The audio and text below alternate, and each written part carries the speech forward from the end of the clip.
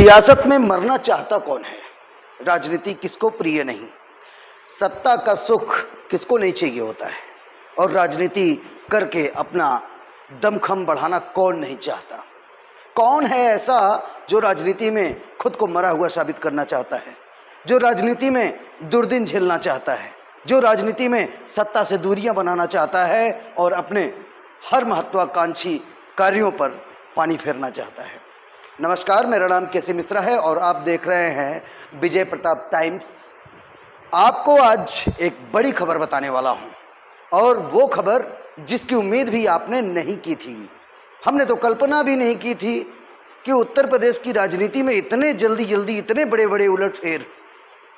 अभी कुछ ही दिन पहले उत्तर प्रदेश की राजनीति में ओम प्रकाश राजभर जी अपने दल को लेकर भारतीय जनता पार्टी में गठबंधन कर लेते हैं। समाजवादी पार्टी को ठेंगा दिखा दिया उन्होंने और अब समाजवादी पार्टी के ही तीन पूर्व विधायकों ने इतना बड़ा झटका जिला जौनपुर में दिया है कि जिसकी तस्वीर आज साफ हो गई। पूर्व विधायक व पूर्व मंत्री रहे, शाहगंज से 2 बार विधायक और 2 बार मछली शहर के विधायक जगदीश सोनकर जी, जिन्होंने 1 साल से अपना मौन व्रत पालन किया था। पार्टी ने इस बार उनको टिकट नहीं दिया था 2022 जैसे अहम चुनाव में। कारण क्या था उस पर मैं न जा सकता हूं और ना ही अभी तक स्पष्ट हो पाया, लेकिन अंततः उनका टिकट कटा था। वो तब से लेकर आज के दिन तक छटपटाहट में थे, क्योंकि राजनीति में कोई मरना नहीं चाहता, मैं पहले ही बता चुका हूं। 1 साल तक उन्होंने मौन धारण किया था, लेकिन आज उनकी चुप्पी टूटी है और उन्होंने सीधा सीधा अपनी ताकत का एहसास करा दिया पलटवार करके कि अब हम और दिनों तक घुटना नहीं चाहते, बैठना नहीं चाहते। राजनीति में हम सक्रिय थे। बादौलत अपने 2 अलग अलग विधानसभाओं से 2 बार हमने अपनी जीत का सेहरा पहना है, जीत दर्ज कराई है। सरकार समाजवादी पार्टी की थी तो हमें मंत्री पद मिला था, 5 साल हमने उस पद का भी निर्वहन किया था। लेकिन मरना चाहता कौन है? सरकार से दूरी बनाना कौन चाहता है?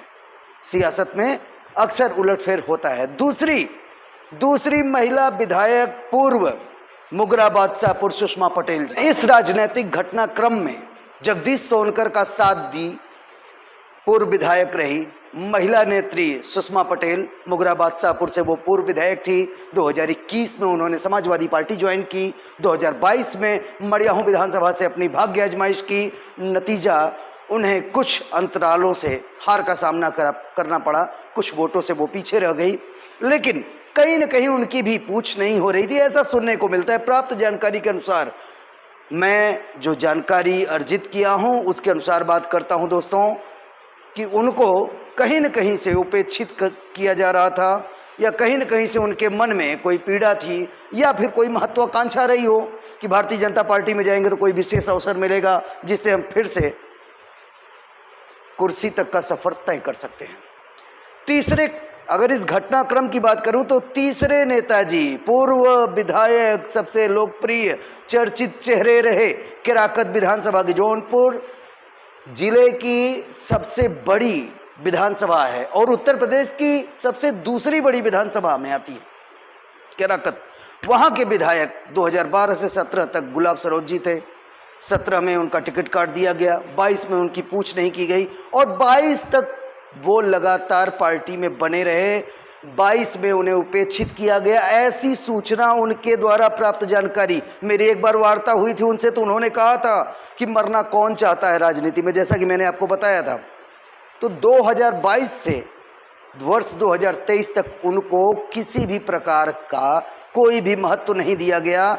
लिहाजा आज आपके सामने है वो प्रस्तुति, वो फोटो, वो सीन्स जो समाजवादी पार्टी, जो प्रमुख विपक्षी दल है, अभी हाल ही फिलहाल में सुभाषपा सुहेलदेव भारतीय समाज पार्टी के मुखिया पूरी पार्टी को ले जाकर भारतीय जनता पार्टी में शिफ्ट कर देते हैं, एनडीए का हिस्सा बन जाते हैं, जिससे एक झटका सा लगा था समाजवादी पार्टी को, क्योंकि 2022 में लाल और पीला ये दोनों काफ़ी कर रहे थे बड़ा खेल, खदेड़ा तक की बात आ रही थी, लेकिन अब वो बात नहीं रही।